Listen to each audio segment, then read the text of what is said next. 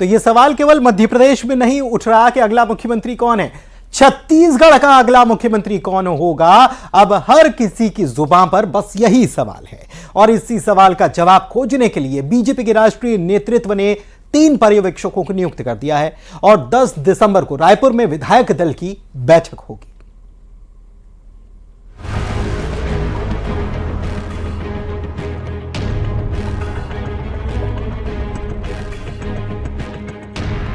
छत्तीसगढ़ में मुख्यमंत्री चुनने के लिए बीजेपी ने 3 पर्यवेक्षकों की नियुक्ति कर दी है।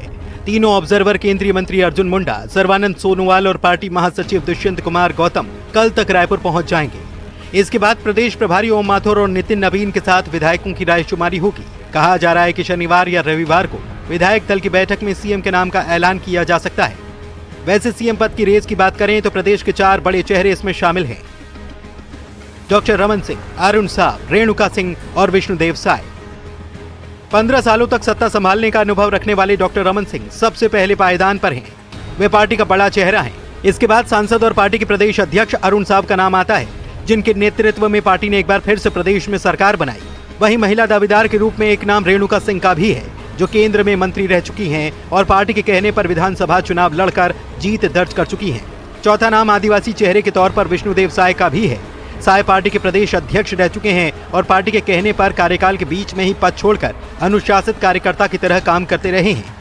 आइए अब आपको प्रदेश के लिए नियुक्त पर्यवेक्षकों के बारे में बताते हैं।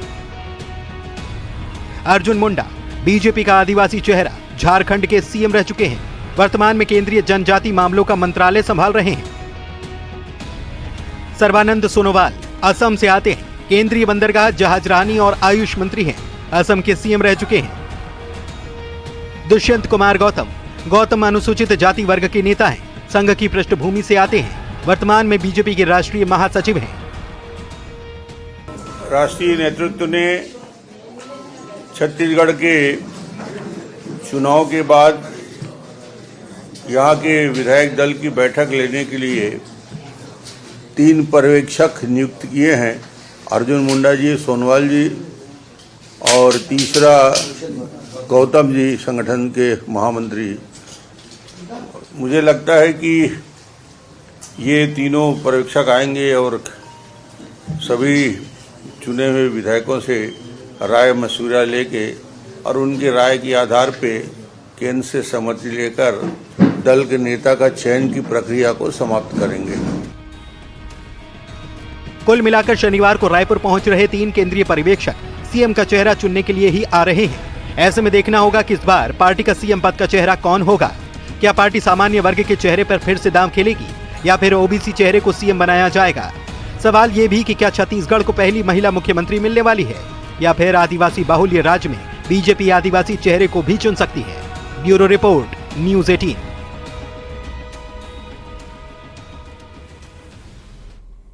तो बीजेपी की बात हो गई, बात कांग्रेस की कर लेते हैं। कांग्रेस में हार पर हो रहा है मंथन। दिल्ली में दरअसल कांग्रेस की एक बड़ी बैठक बुलाई गई, जिसमें मध्य प्रदेश और छत्तीसगढ़ से नेता पहुंचे हुए थे। तमाम नेता इसमें मौजूद रहे और चुनावी नतीजों पर इस बैठक में मंथन किया गया। तो मध्य प्रदेश और छत्तीसगढ़ दोनों ही जगहों पर कांग्रेस को हार का सामना करना पड़ा है और ऐसे में कांग्रेस में अब हो रहा है मंथन। मध्य प्रदेश, छत्तीसगढ़ के नेता इस मंथन में शामिल हुए। दिल्ली में बड़ी बैठक बुलाई गई थी। चुनावी नतीजों पर बैठक में मंथन किया गया।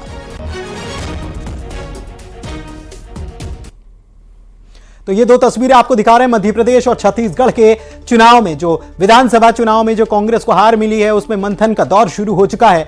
दिल्ली में कांग्रेस मुख्यालय में कांग्रेस की बड़ी बैठक बुलाई गई थी, जिसमें छत्तीसगढ़ से सीएम भूपेश बघेल और टीएस सिंहदेव समेत तमाम बड़े नेता शामिल हुए। इसके बाद एमपी में हार पर मंथन हुआ, जिसमें कमलनाथ, दिग्विजय सिंह समेत कई बड़े नेता मौजूद थे।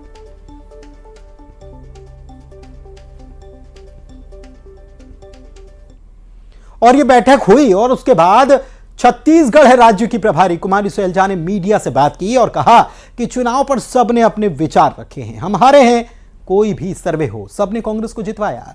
वोट प्रतिशत में बदलाव नहीं आया। शैलजा ने कहा कि निराश जरूर हैं लेकिन हताश नहीं। उन्होंने कहा कि हम लोकसभा चुनाव मिलकर लड़ेंगे।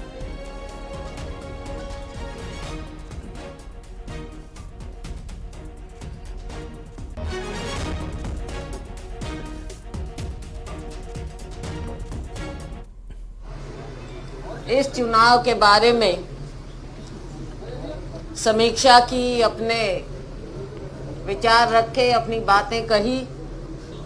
इसी तरह से कुछ एरिया में थोड़ी कमज़ोरी रही और किसी जगह हमको बहुत ज़्यादा समर्थन मिला। किसान ने, गरीब ने हमारा साथ दिया है।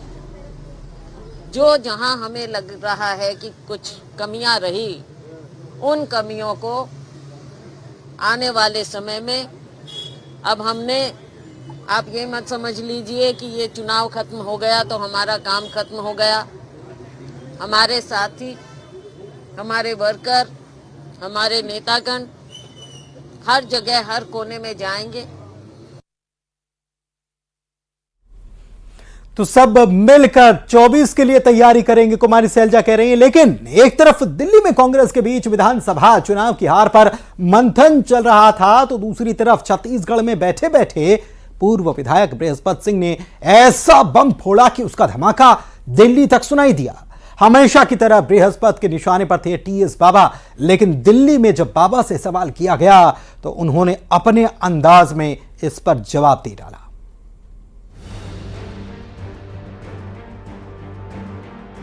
छत्तीसगढ़ में हाल में संपन्न हुए चुनाव ने बीजेपी को सत्ता के सिंहासन पर फिर से बैठा दिया। नतीजे हर किसी को चौंका गए। कांग्रेस जहां 75 पार का दावा कर रही थी, उसे कतई अंदाजा नहीं था कि जमीन पर हालात ऐसे बन जाने हैं।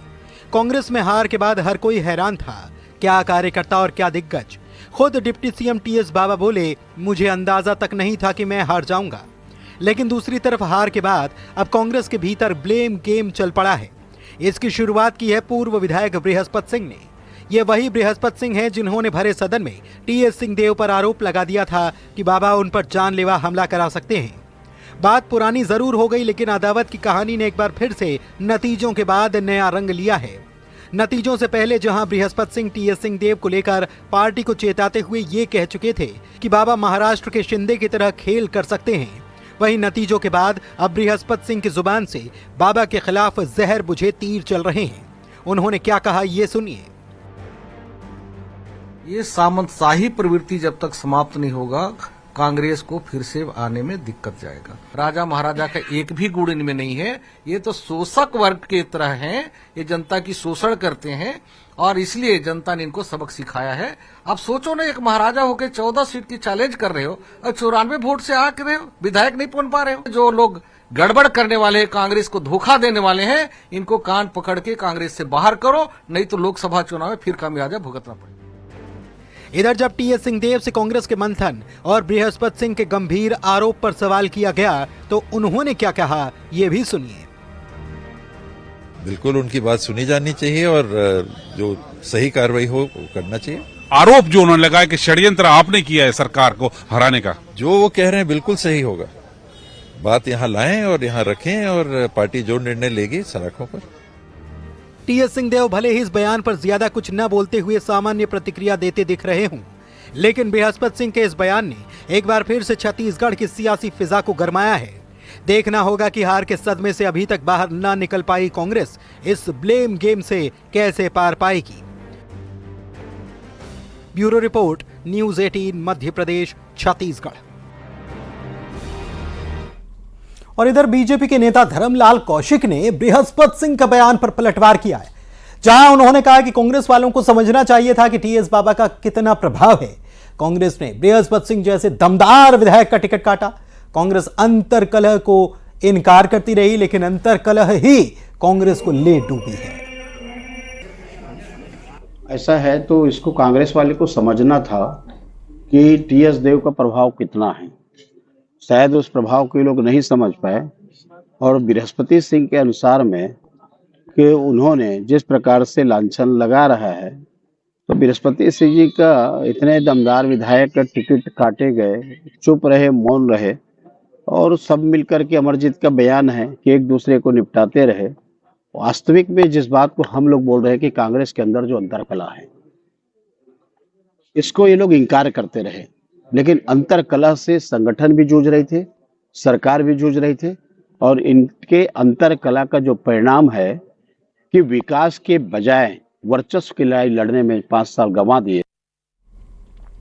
और इधर कांग्रेस नेता लक्ष्मण सिंह की बात कर लेते हैं, जिन्होंने सोशल मीडिया पर पोस्ट किया और कांग्रेस की हार की वजह भीतरघात बताई। उनके पोस्ट पर सियासत गर्मा गई। कांग्रेस ने लक्ष्मण सिंह की बात को गंभीरता से लेने की बात भी कही तो बीजेपी ने गुटबाजी को लेकर कांग्रेस पर तंज कस डाला। अपने बयानों और सोशल मीडिया पर पोस्ट को लेकर लक्ष्मण सिंह हमेशा से सुर्खियां बटोरते रहे हैं। एमपी में कांग्रेस की करारी हार के बाद लक्ष्मण सिंह ने सोशल मीडिया पर पोस्ट किया और लिखा, कांग्रेस के सर्वे में मध्य प्रदेश में कांग्रेस जीत रही थी, सही भी था। दुर्भाग्यवश सर्वे में भीतरघात कहां कहां होगा यह आकलन नहीं हो सकता। यही मुख्य कारण है वर्षों से कांग्रेस की हार का। लक्ष्मण सिंह, नेता कांग्रेस। उधर कांग्रेस ने लक्ष्मण सिंह की बात को गंभीरता से लेने की बात कही, साथ ही कहा कि भीतरघात करने वाले लोगों की पहचान की जाएगी। लक्ष्मण सिंह जी हमारे वरिष्ठ नेता हैं, अगर उनने ऐसी बात महसूस की, निश्चित तौर पर उनकी बात को संज्ञान में लेकर जो लोग हैं जिनने भीतरघात किया है, और चाहे उनके विधानसभा स्तर पर या प्रदेश स्तर पर, ऐसे लोगों पर कांग्रेस पार्टी ठोस से ठोस कार्रवाई करेगी। बाकी हाँ, कुछ बागी थे जो चुनाव में खड़े हुए, जिन्होंने कांग्रेस पार्टी को नुकसान पहुंचाया और कुछ भीतरघात भी किया। वहीं कांग्रेस के नेता के पोस्ट को लेकर बीजेपी ने गुटबाजी के आरोप लगाए हैं, साथ ही हार के बहाने बनाने की बात भी कह डाली है। पूरे मध्य प्रदेश में हर व्यक्ति को मालूम है कि कांग्रेस में कबीलिया संस्कृति है। हर कबीले का सरदार अपने पट्टे की चिंता कर रहा था, कांग्रेस की चिंता नहीं कर रहा था कि मेरे पट्टे को ज्यादा से ज्यादा टिकट मिल सके, और दूसरे को निपटाने में लगा था। हर कबीला चाह रहा था मेरा मुखिया जो कबीले का वो आगे बढ़े। तो लक्ष्मण सिंह ने जो कहा है कि आज इस सत्यता को स्वीकार कर ले, जिस सत्यता को स्वीकार करने के लिए कांग्रेस तैयार नहीं थी। आप देखिए कि कांग्रेस का घोषणा पत्र जारी हो रहा था और उस मंच पे कपड़े फाड़ राजनीति की बात हो रही थी, पूरे देश में ये गई। तो ये जो भीतरघात है और ये गुटबाजी है, ये कबीलिया संस्कृति, ये कांग्रेस को ले डूबी है, पर कांग्रेस के नेतृत्व को अभी भी ये समझ में नहीं आ रहा। कांग्रेस भोपाल से दिल्ली तक हार की समीक्षा कर रही है। ऐसे में सवाल यह है कि जो लक्ष्मण सिंह कह रहे हैं, क्या उस ओर कांग्रेस ध्यान भी देगी?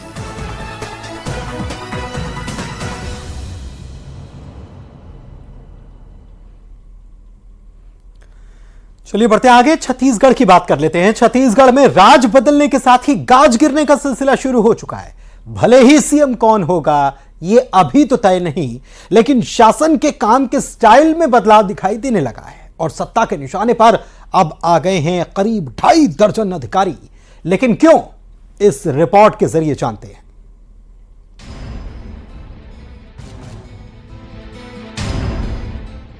छत्तीसगढ़ में नई सरकार है, नया राज है और खबर है कि अब अफसरों पर गिरने वाली गाज है। सूबे के नए मुख्यमंत्री के नाम पर भले ही अभी तक मुहर नहीं लग पाई हो, लेकिन बीजेपी ने अपनी तैयारी पूरी कर रखी है। सरकार के कामकाज का एजेंडा भी सेट है, लिहाजा अवैध कब्जों पर ताबड़तोड़ एक्शन के बाद अब बारी अधिकारियों की है। जानकारी के मुताबिक नई सरकार गठन के बाद प्रदेश में कई आईएएस और आईपीएस पर गाज गिर सकती है। बीजेपी ने बाकायदा अफसरों की लिस्ट भी तैयार कर ली है। बताया जा रहा है कि इस लिस्ट में 30 से ज्यादा आईएएस और आईपीएस अफसरों का नाम शामिल है, जिन पर कार्रवाई के लिए बीजेपी ने केंद्र को रिपोर्ट भी भेज दी है। बीजेपी का आरोप है कि चुनाव के दौरान न सिर्फ इन अफसरों ने कांग्रेस के पक्ष में काम किया, बल्कि ये भ्रष्टाचार के मामलों में भी शामिल हैं। रमन सिंह भी अधिकारियों को बैकडेट में फाइल पर साइन नहीं करने की हिदायत दे चुके हैं। बीजेपी के मुताबिक छत्तीसगढ़ में अब कानून का राज स्थापित होगा और जिन लोगों ने गड़बड़ी की है उन सब का पूरा हिसाब किताब होगा।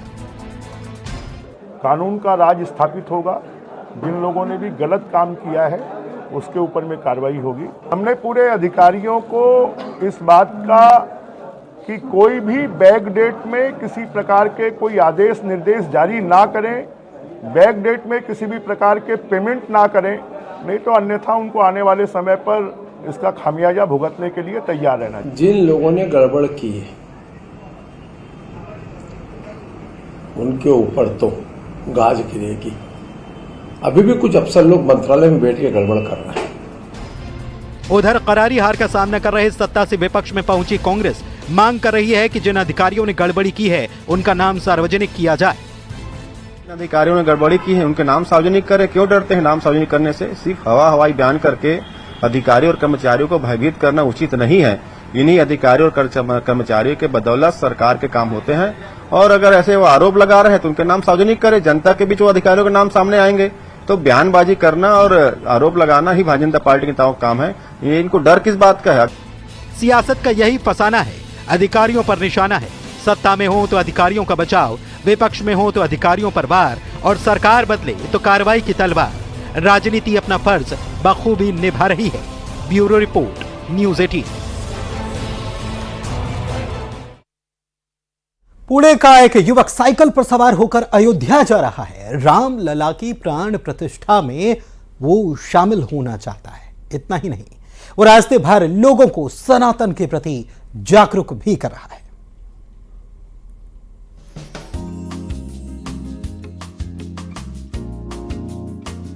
अयोध्या में राम मंदिर का तेजी से निर्माण हो रहा है। रोज मंदिर निर्माण की नई तस्वीरें सामने आ रही हैं। पूरा देश इन तस्वीरों को देखकर उत्साहित है और अब सभी को इंतजार है उस पल का जब रामलला नए मंदिर में विराजमान होंगे। इस घड़ी को लेकर कितना उत्साह है, इसका अंदाजा इस खबर से लगाया जा सकता है। राम मंदिर के उद्घाटन कार्यक्रम में शामिल होने के लिए 28 साल का ये लड़का महाराष्ट्र पुणे से अयोध्या तक की साइकिल यात्रा पर निकला है, जो रास्ते में मिलने वाले लोगों को सनातन के प्रति जागरूक कर रहा है। साथ ही उन्हें 24 जनवरी को भगवान रामलला के कार्यक्रम में शामिल होने का निमंत्रण भी दे रहा है। ये युवक पिछले 17 दिनों से लगातार साइकिल से यात्रा कर रहा है। ये युवक 15 जनवरी को अयोध्या पहुंचेगा और राम मंदिर उद्घाटन कार्यक्रम पूरा होने तक अयोध्या में ही रहेगा। प्रयागराज उत्तर प्रदेश का रहने वाला बलराम वर्मा महाराष्ट्र के पुणे में कैंटीन में छोटी सी नौकरी करता है। वो पिछले 1 साल से रामलला के मंदिर में विराजमान होने की खबरें सुन रहा था। जब तारीख तय हो गई तो उसने अयोध्या जाने का मन बना लिया। कैंटीन का काम छोड़कर वो साइकिल से अयोध्या के लिए निकल पड़ा। सबसे पहले वो शिरडी पहुंचा, जहां बाबा का आशीर्वाद लेकर ये यात्रा शुरू की। इसके बाद वहां से शनि सिंगनापुर से होते हुए मध्य प्रदेश में प्रवेश किया। ये बागेश्वर धाम चित्रकूट होते हुए अयोध्या पहुंचेगा।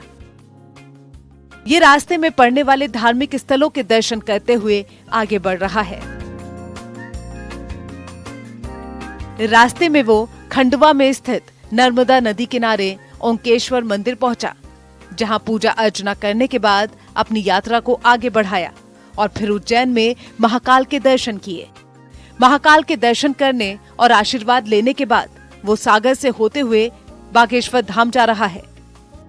इसके बाद चित्रकूट होते हुए अयोध्या जी पहुंचेगा।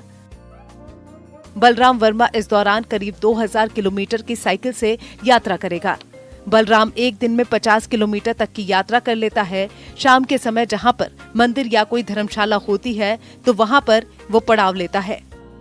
वहीं जिन लोगों को पता चलता है कि वो अयोध्या तक जा रहा है तो लोग खाने पीने का इंतजाम कर देते हैं। बलराम वर्मा का कहना है कि जनवरी के महीने में हिंदुओं को जगाने के लिए संत समाज का सनातन का मेला लग रहा है। हमें एकजुट होकर इसका मान सम्मान और भी अधिक बढ़ाना है।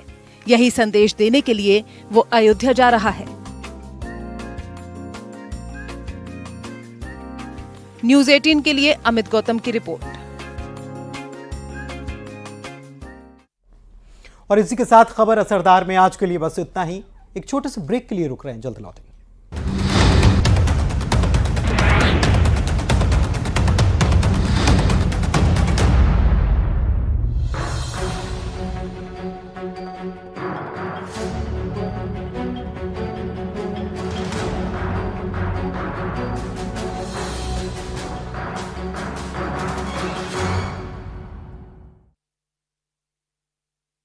हेडलाइंस प्रेजेंटेड बाय महाकोश कच्ची घानी सरसों तेल और रिफाइंड सोयाबीन ऑयल। 3 राज्यों में बीजेपी ने नियुक्त किए पर्यवेक्षक। एमपी में मनोहर लाल खट्टर समेत 3 नेताओं को जिम्मेदारी। छत्तीसगढ़ में भी अर्जुन मुंडा समेत 3 ऑब्जर्वर। जल्द तय होगा सीएम फेस। छत्तीसगढ़ में शपथ ग्रहण समारोह में शामिल हो सकते हैं पीएम मोदी। चुनाव प्रचार के दौरान प्रधानमंत्री ने दिया था निमंत्रण। शपथ ग्रहण में जनता को शामिल होने का न्योता। छत्तीसगढ़ में जारी है बुलडोजर एक्शन। जांजगीर चांपा और अंबिकापुर में हटाया गया अतिक्रमण। रायपुर, भिलाई और बिलासपुर में भी हुई कार्रवाई। धार में युवक से भैरवी चोरी के आरोप में बांधकर पीटा, 3 आरोपियों पर मामला दर्ज। मुरैना में ट्रैक्टर से स्टंटबाजी की सनक। ओवरलोड ट्रैक्टर से हाईवे पर स्टंट, वीडियो हुआ वायरल। हेडलाइंस प्रेजेंटेड बाय महाकोश कच्ची घानी सरसों तेल और रिफाइंड सोयाबीन ऑयल को बहुमत